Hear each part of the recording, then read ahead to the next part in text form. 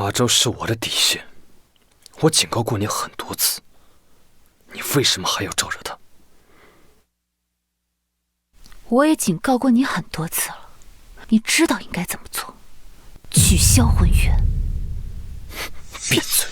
你再敢碰他，我一定會讓你後悔。好啊，那就一起下地獄。